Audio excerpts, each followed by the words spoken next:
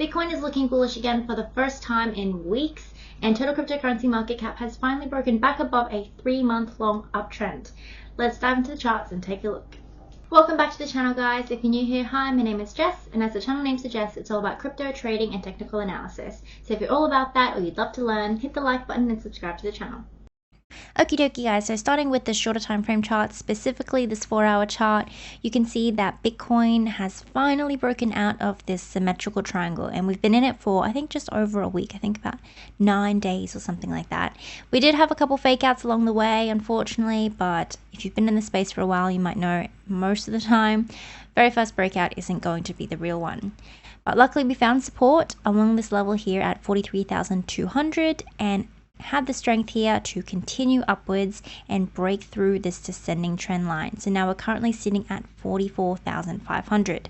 If we take a look at the cryptocurrency fear and greed index, you can see that it's now sitting at 66, which is significantly better than last week, showing that currently people are a little bit more bullish than they were last week, and confidence in the market has grown overall.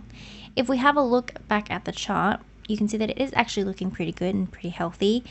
The breakout was coinciding with an RSI uptrend as well as this massive increase in volume.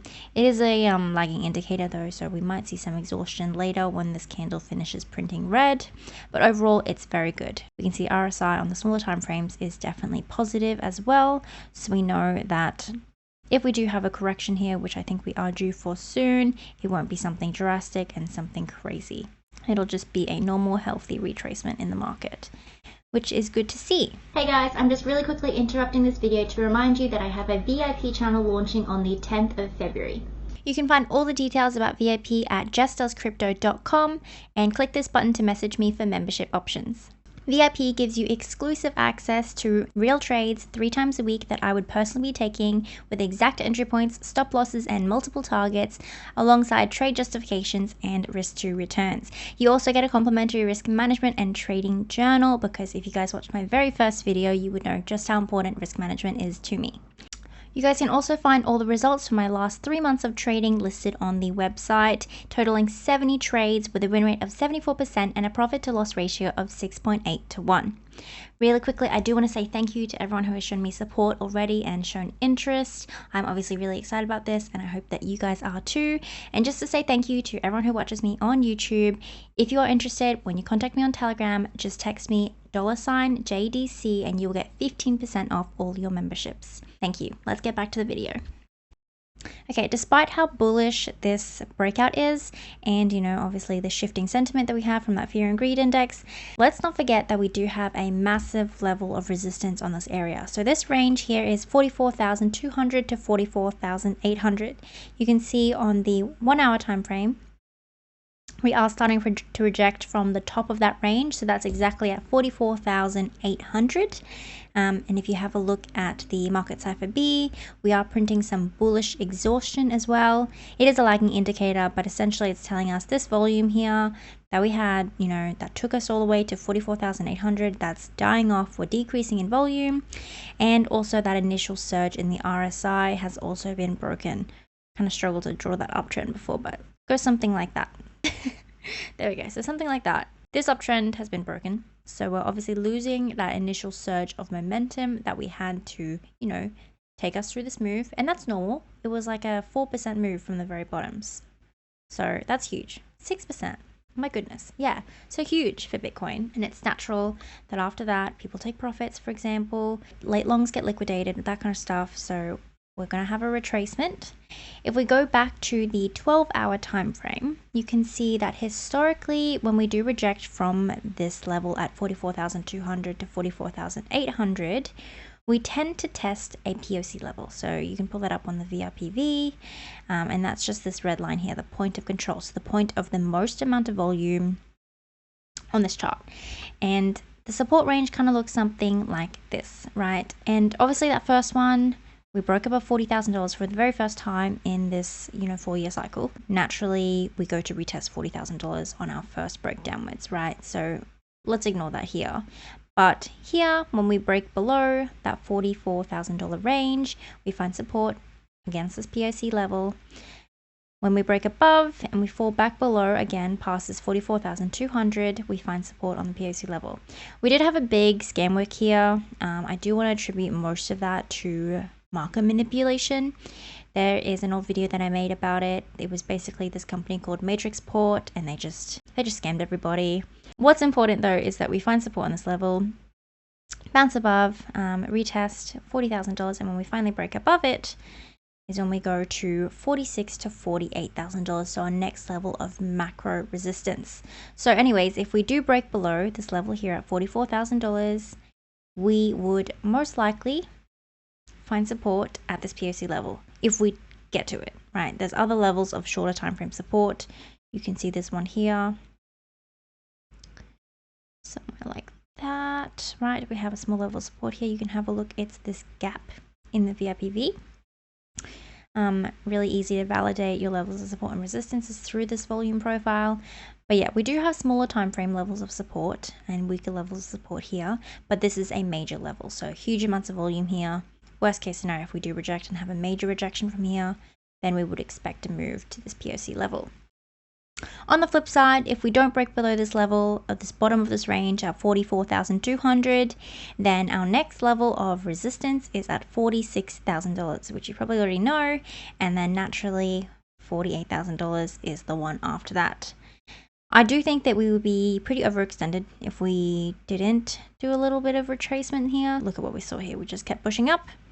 We get what's coming to us eventually. So I do expect a retracement, but if we don't, those are those levels that we should be looking for, which I think you would already know, $46,000 and $48,000. If we zoom out a little bit more onto a daily chart, we can see that Bitcoin is looking exceptionally bullish, like more bullish than it has in weeks. And what I'm specifically talking about is this RSI chart here. So I think if we're talking about the downtrend that we've been in for the RSI for, I think, at least days now. But good news, we finally broke that RSI downtrend. So this downtrend we've been in honestly since December, but the trend line itself specifically lines up with October. So we've been in that downtrend since this moment here. Massive bearish divergence since December. So we were pushing the price upwards, artificially inflating it. I think a lot of that was the ETF news, as I've said before, hyped up the market past normal or / healthy market behavior, which is fine. We were due for a correction and we had that correction. But what happened after the correction was we continued to stay within this downtrend for a very long time.